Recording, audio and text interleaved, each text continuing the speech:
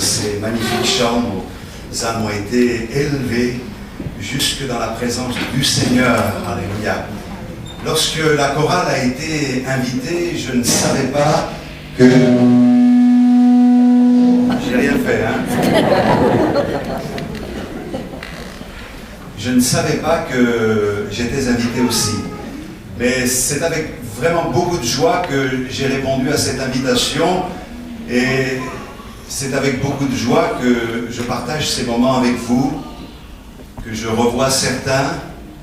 Très heureux de vous revoir. Quelques-uns m'ont dit « Tu n'as pas changé ». D'autres plus sincères m'ont dit « Tu as pris un peu de poids ».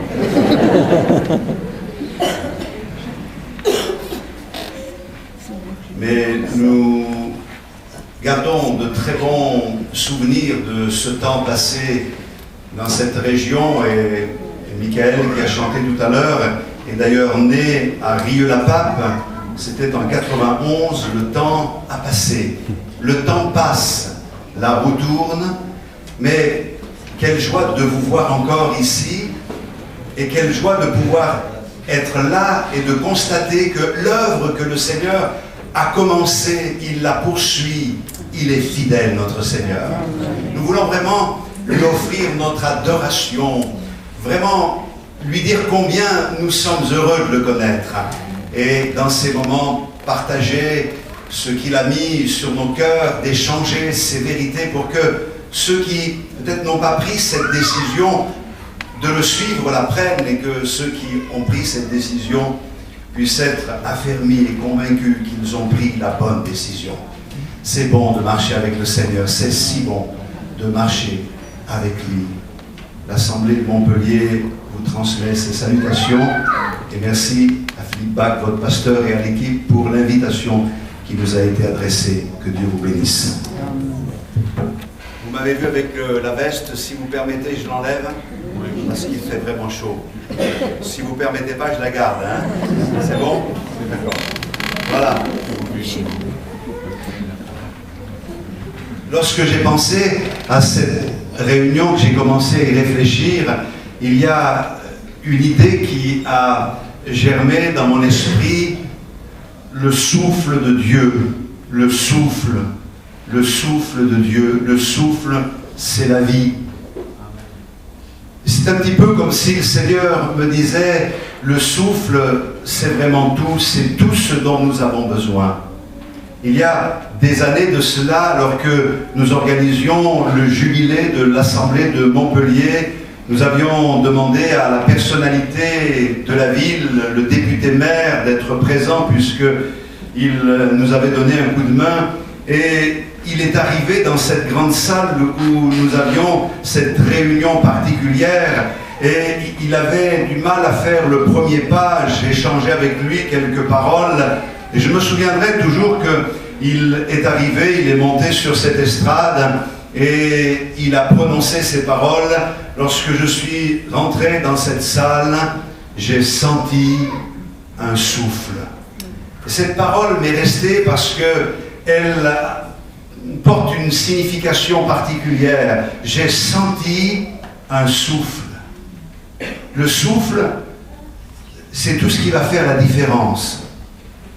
Il y a quelques temps de cela, je regardais un reportage sur le musée Grévin. On inaugurait une statue de cire d'un artiste, on ne va pas dire son nom, peu importe, et comme il est très médiatisé, il était présent avec les mêmes habits que sa statue de cire. Et donc ce reportage était assez impressionnant parce qu'il était à côté de sa statue de cire, il souriait de la même manière, il avait la même expression, et pendant quelques petites secondes, je me suis dit, mais c'est lequel le vrai? Et j'ai regardé, et au bout d'un moment, il y en a un qui bougeait, l'autre qui ne bougeait pas. Ça faisait la différence. Il y en a un qui avait le souffle et l'autre qui n'avait pas le souffle. Et c'est ce qui fait toute la différence. Je vais poser une question, ne répondez pas. Avez-vous le souffle? Vous allez me dire, si on n'avait pas le souffle, on ne serait pas là. Oui, mais on va essayer de le voir. Il y a le souffle de la vie animale. L'homme vit, il respire, mais il y a un autre souffle. C'est le souffle de la vie spirituelle. Et c'est ce souffle qui est important. Surtout quand on parle des choses de Dieu. Quelle différence entre celui qui a le souffle et celui qui n'a pas le souffle. On peut faire les choses, comme dirait l'autre, tout bien. Mais s'il n'y a pas le souffle, il manque la vie. Et nous voulons la vie. Répands ta vie. Accorde-nous ta grâce. Permets-nous, Seigneur, de vivre de ta vie et de pouvoir ainsi expérimenter les choses magnifiques que tu as en réserve pour chacun d'entre nous. Lorsque j'écoutais la chorale, je sentais ce souffle.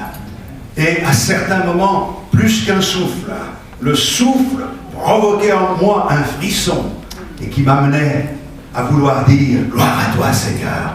Je suis heureux d'être à toi. Je suis heureux de marcher dans tes voies. Alléluia. Alors, permettez-moi de lire 2-3 textes pas longs, mais tellement importants. Le premier, je le trouve dans l'évangile de Jean, au chapitre 3, le verset 8.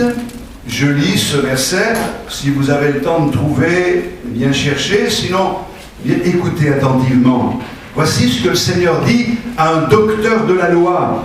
Le vent souffle où il veut, et tu en entends le bruit, mais tu ne sais d'où il vient, ni où il va.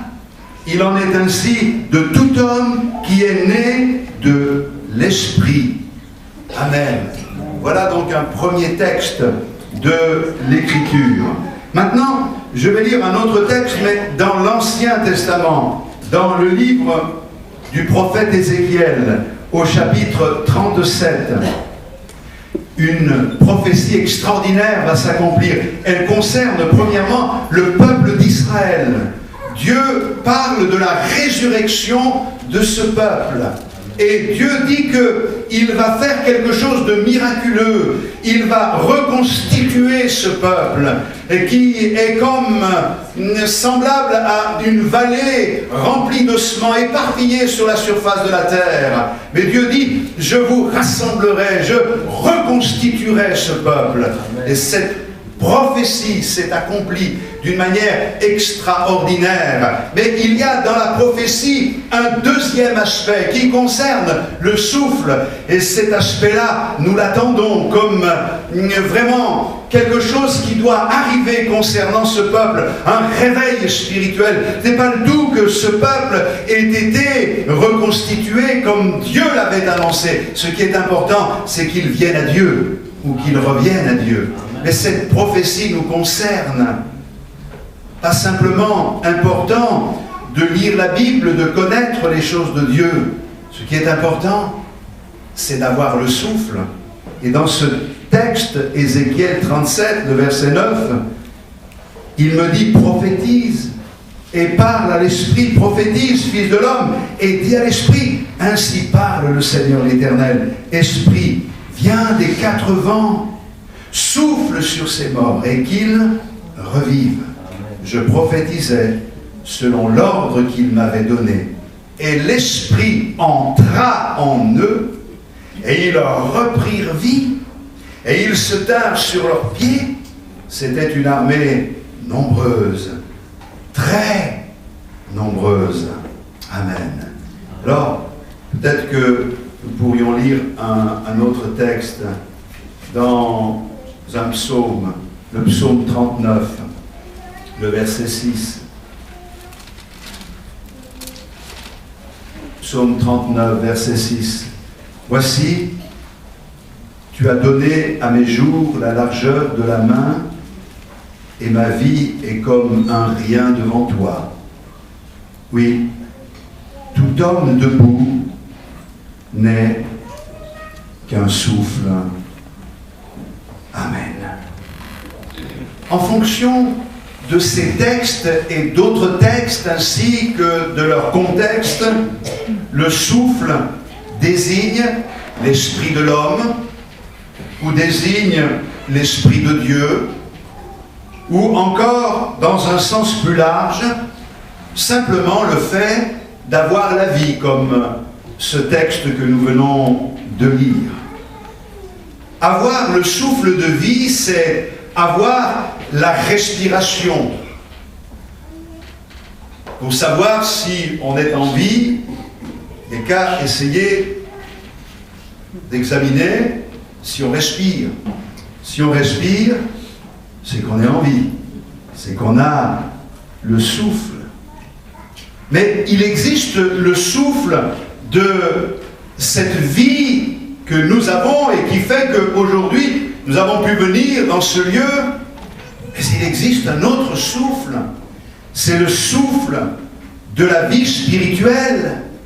Et le souffle de vie spirituelle, c'est une qualité de vie du ressort de la nouvelle naissance qui vraiment insuffle en nous la vie d'une autre dimension et d'une autre nature. Il y a une différence entre quelqu'un qui essaye de plaire à Dieu par ses propres efforts et quelqu'un qui a reçu ce souffle qui vient d'en haut. C'est pour cette raison que cette parole a été adressée à un homme religieux. Qui mieux qu'un homme religieux pour comprendre les choses de Dieu?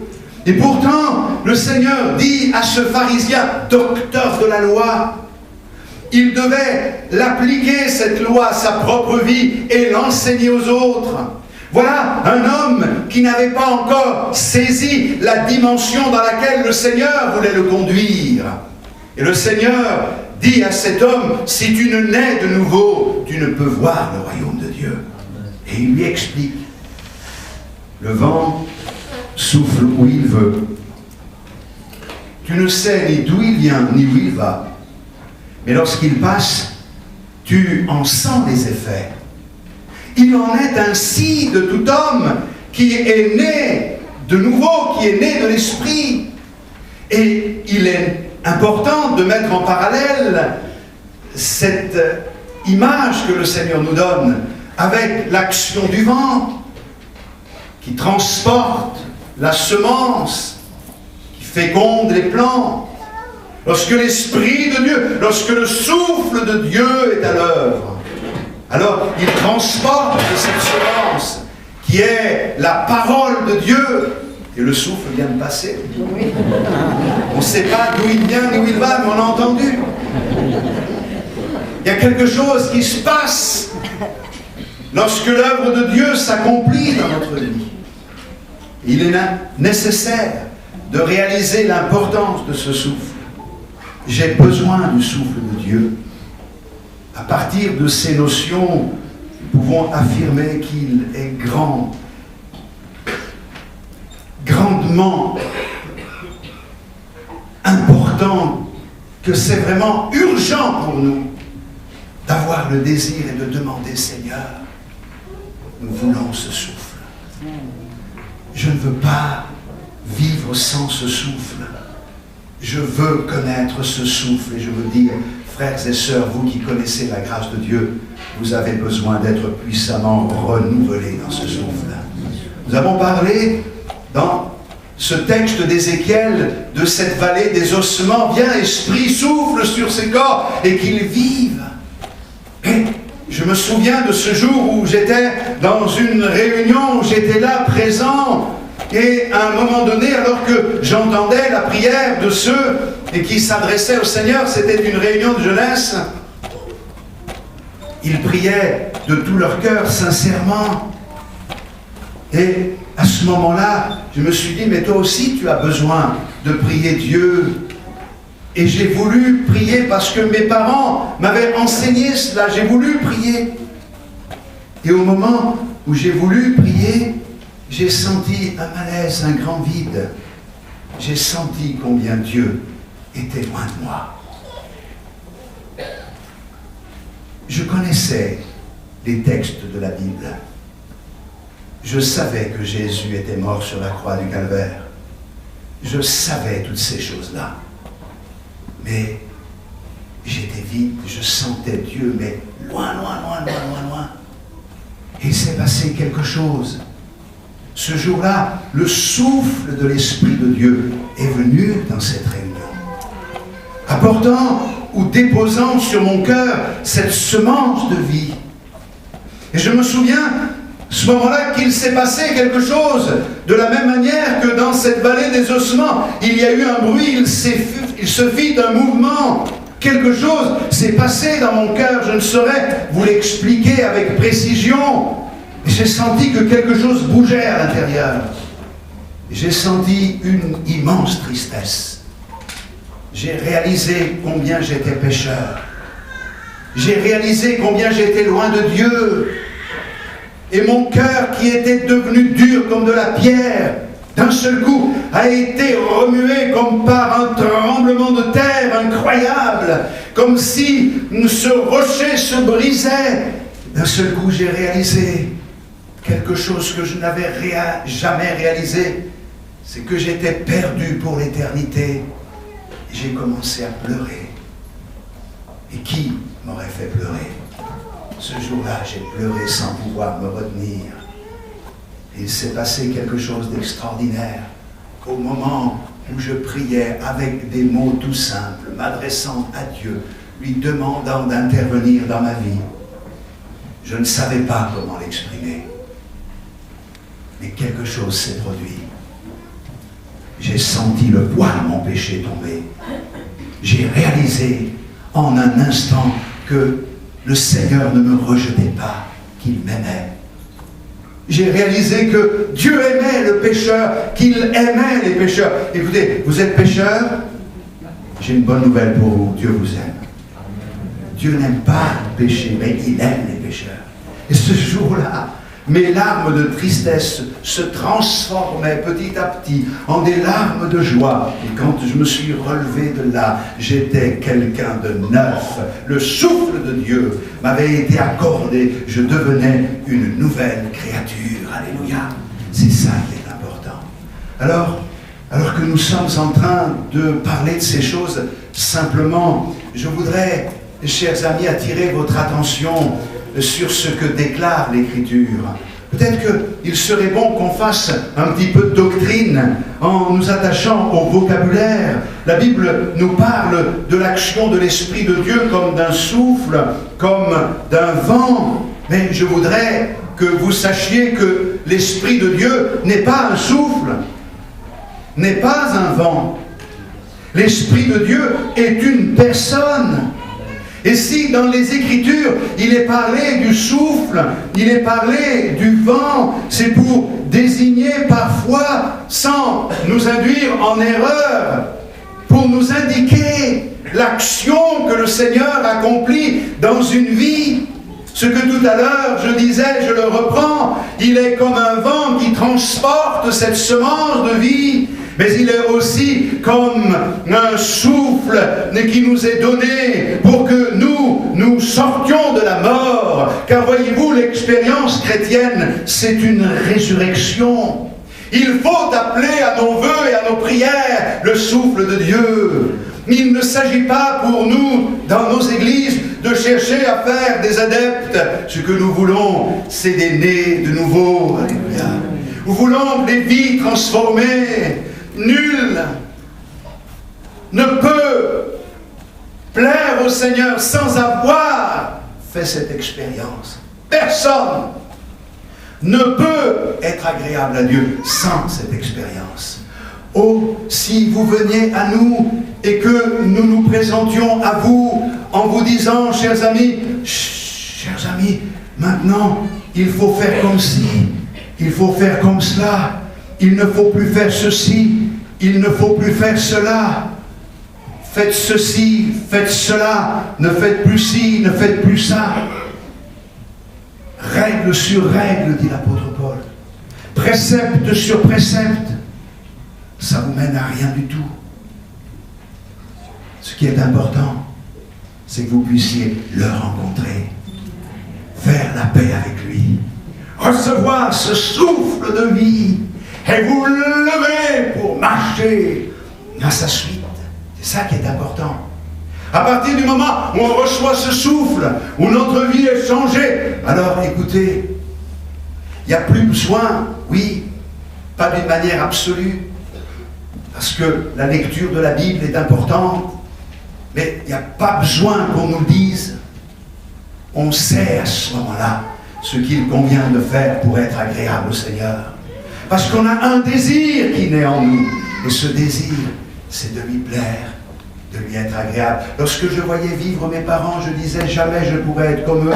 Je me suis forcé à certains moments et je voulais leur faire plaisir. Jamais je ne pourrais être comme eux. Jamais, jamais.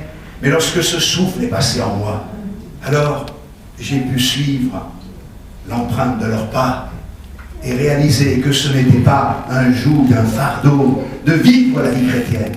C'était quelque chose d'extraordinaire, de magnifique. Alors, le souffle, c'est quelque chose de très important. En même temps que le souffle n'est rien, le souffle, c'est tout. Le souffle est invisible, il est impalpable, discret, souvent silencieux, et pourtant, sa présence fait toute la différence entre la vie et la mort. Le souffle est irremplaçable. Ce souffle est indispensable. Sans lui, l'homme se couche. Les animaux meurent. Les objets qui sont destinés à fonctionner par lui ne sont plus rien. Je voudrais prendre des exemples d'objets pour que vous compreniez. Imaginez que nous organisions à la fin de cette réunion une partie de football. Je sais qu'il y a des amateurs là. Et quelqu'un dit, oui, ben c'est bien, moi j'ai un ballon tout neuf. Il nous amène son ballon, et malheureusement, le ballon en cuir n'a jamais été gonflé. Est-ce que vous avez déjà essayé de jouer au football avec un ballon qui n'est pas gonflé? C'est impossible.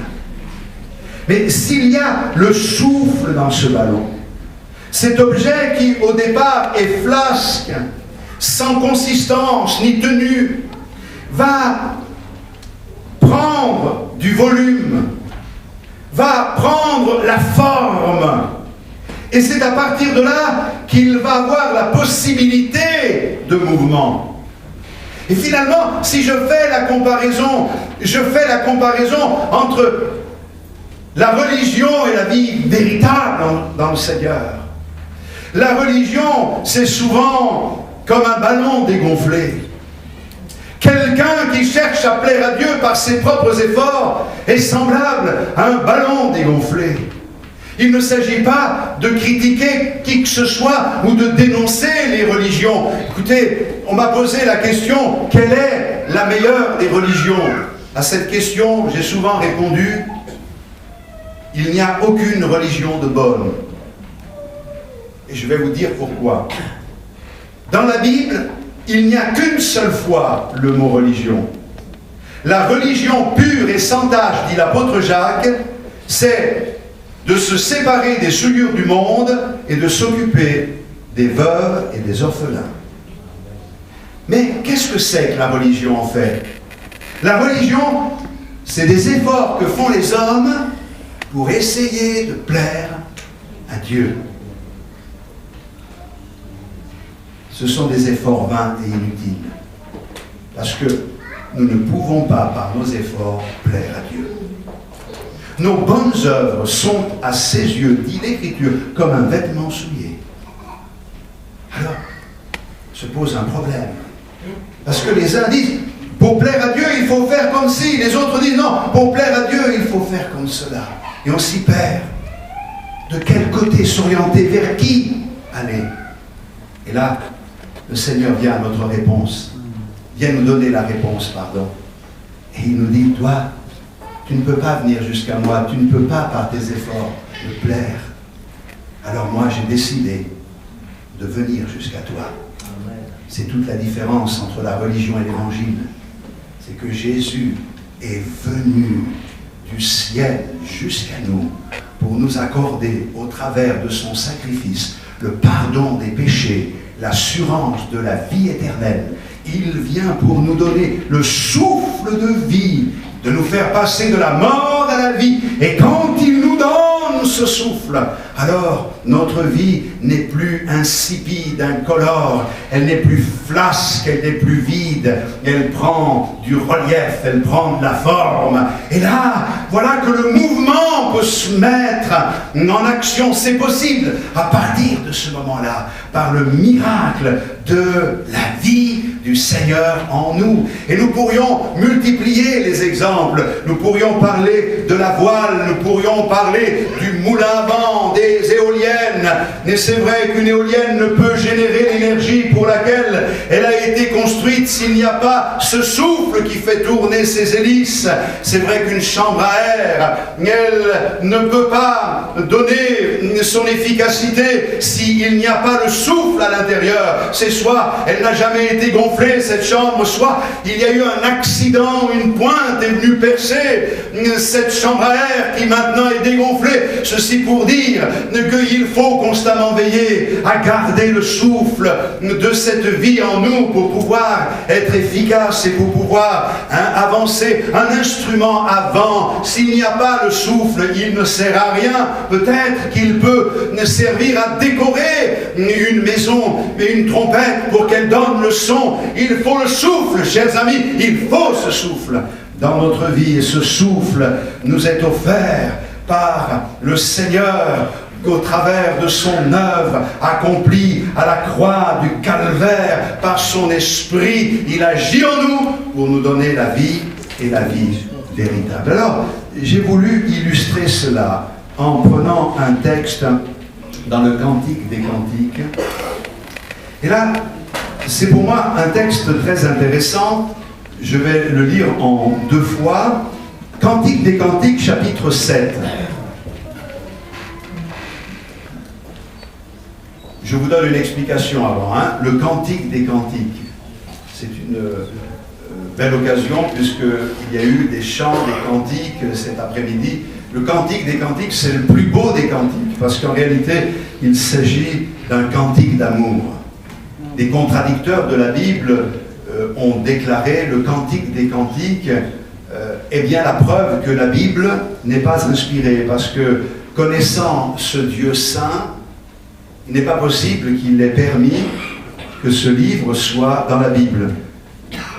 Je pense que ce n'est pas un hasard, mais dans nos Bibles, vous remarquerez que ce livre est au cœur même de la Bible. Pratiquement à la moitié au cœur. Pourquoi? Parce que les contradicteurs de la Bible, pas à cause de sa position du livre, mais à cause de cette histoire qu'il nous révèle, n'ont rien compris à Dieu. Le Cantique des Cantiques, c'est l'histoire de la Sulamite,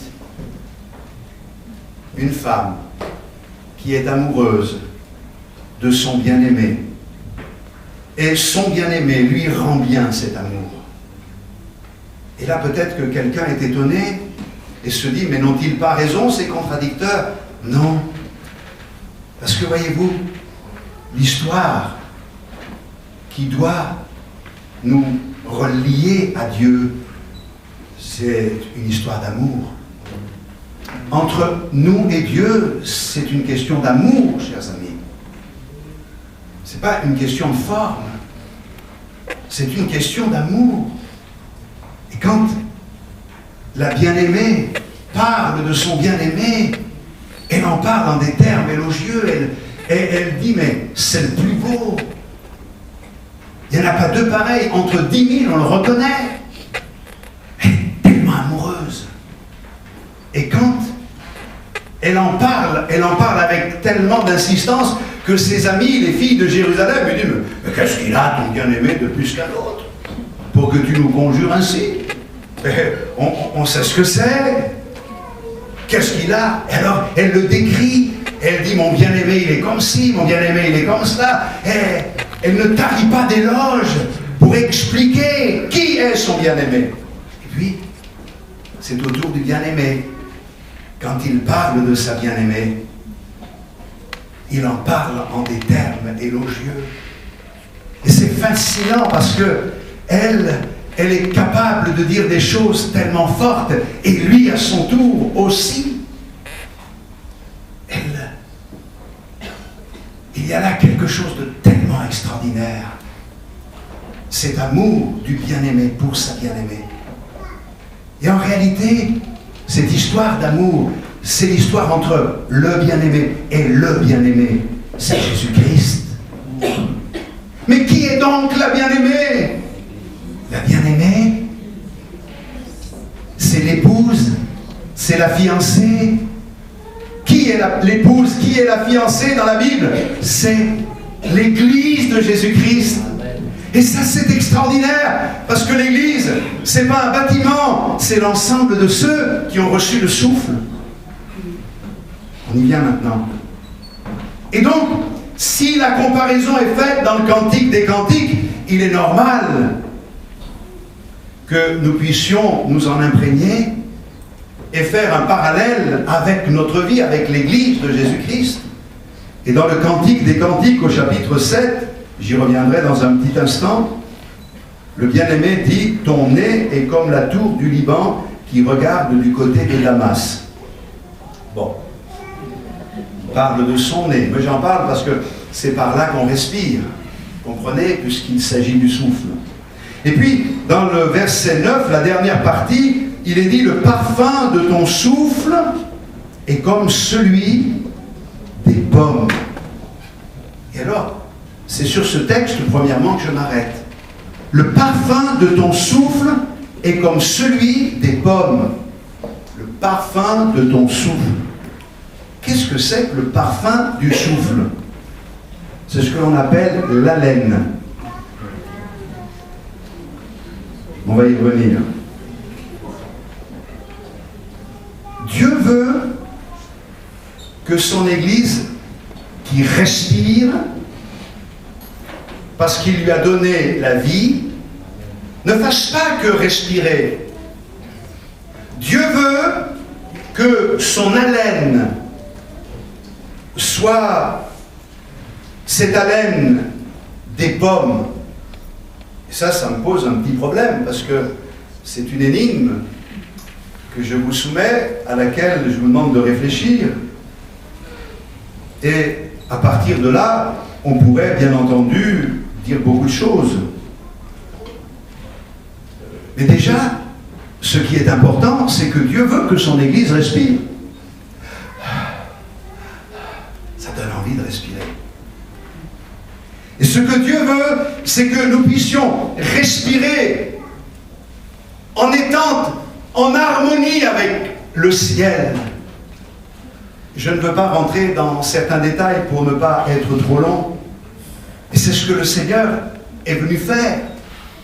Il est venu donner à ses disciples la possibilité de respirer à l'unisson de ce qui se déroule dans les lieux célestes. Et c'est pour cette raison que le Seigneur dit à ses disciples cette parole particulière: ce que vous lirez sur la terre, c'est ce qui a été lié dans le ciel. Ce que vous délirez sur la terre, c'est ce qui a été délié dans le ciel. Il y a une harmonisation, il y a quelque chose d'extraordinaire qui se met en mouvement à ce moment-là, à l'unisson avec le ciel. Ce qui se passe dans le ciel, c'est ce qui se passe maintenant dans notre vie. Il y a une relation qui maintenant se crée entre le ciel et l'Église de Jésus-Christ. Nous respirons et nous avons la possibilité de respirer l'atmosphère qui convient à la vie nouvelle. Et cette atmosphère, c'est la vie du Seigneur, cette vie qu'il nous a donnée. On le respire dans le ciel, dans sa présence, par un moyen extraordinaire qu'est la prière. La communion avec Dieu est établie. Et voilà que dans cette relation avec le Seigneur, nous pouvons respirer. C'est ce qui nous donne la vie jour après jour. On a besoin de prendre cette bouffée d'oxygène céleste pour pouvoir pouvoir être maintenu en vie, d'être renouvelé dans tous les domaines de notre existence, mais en même temps de pouvoir vraiment reprendre des forces. Celui qui court, ni qui ne respire pas ou qui respire mal, c'est quelqu'un qui va être à court de souffle à un moment donné. On apprend quand on court, et moi je me souviens de Louis, je vous le dis mais vous ne le répéterez pas, hein. Louis c'est un coureur de fond. Et je me souviens que je me suis amusé, c'est lui qui s'est amusé. C'est qu'il y a quelques années de cela, il y a bien longtemps, j'ai dit écoute Louis, est-ce que je peux venir courir avec toi? Oui. Et donc on a couru. Donc il m'a dit tu respires bien. Et on a commencé à faire un premier kilomètre. Hein. Et après le premier kilomètre, on s'arrête, on prend le pouls. Lui il prend son pouls, il était à 70. Moi je prends le pouls, j'étais à 180. J'ai dit c'est pas possible, t'es plus vieux que moi, qu'est-ce qu'il y a? Et il avait l'entraînement. Hein. Et là, c'est vrai qu'on a besoin, je vous donne un petit peu cette anecdote pour que vous compreniez que Dieu veut donner à l'Église du souffle. Peut-être à certains, ce que l'on appelle le second souffle. Vous savez, quand on est épuisé parce qu'on a couru comme le coureur de fond, il n'en peut plus. Et puis, on ne sait pas ce qui se passe, il y a un second souffle qui lui est accordé et qui lui permet de franchir la ligne d'arrivée. Et que Dieu fasse que ce second souffle soit donné à l'Église de Jésus-Christ, que Dieu vous bénisse. Que Dieu donne le souffle à certains, le second souffle à d'autres, mais vous renouvelle tous pour que vous puissiez aller jusqu'au bout. Et je reviens à la laine, parce que ça m'intéresse. Quand le souffle sort de la bouche, il devient haleine. Tu sais, la laine, c'est important, parce que quelquefois, la laine peut révéler ce que vous avez mangé. Je me souviendrai toujours, je l'ai déjà dit à Montpellier, mais dans une assemblée, nous avions une brave sœur qui, au moment de l'hiver, je la trouve dans la cour en train de manger de l'oignon frais. Mais qu'est-ce que vous faites, sœur? Et ça, c'est très bon pour la bronchite.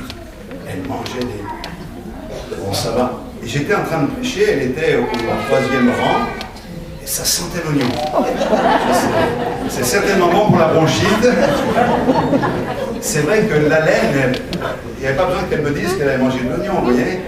Ça peut révéler aussi un problème de santé. Par ce moyen-là, on peut comprendre ce qui peut se passer. Et quand la Bible dit le parfum du souffle de l'Église sent la pomme, je dirais que c'est le fruit type par excellence. Parce que la pomme vient du pommier. On va dire, il exagère là. Non mais, si je le fais exprès, c'est pour que nous lisions un verset dans le Cantique des Cantiques, chapitre 2, comme un pommier au milieu des arbres de la forêt, tel est mon bien-aimé parmi les jeunes hommes. Mais le pommier, c'est qui? C'est mon bien-aimé. Et parmi tous les arbres de la forêt, mais ces grands arbres majestueux qui ne donnent pas de fruits, il y a un petit arbre.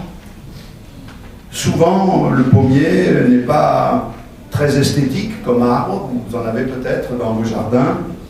Il est souvent noueux, c'est souvent un petit arbre, malingre, quelquefois insignifiant, qui donne du bon fruit.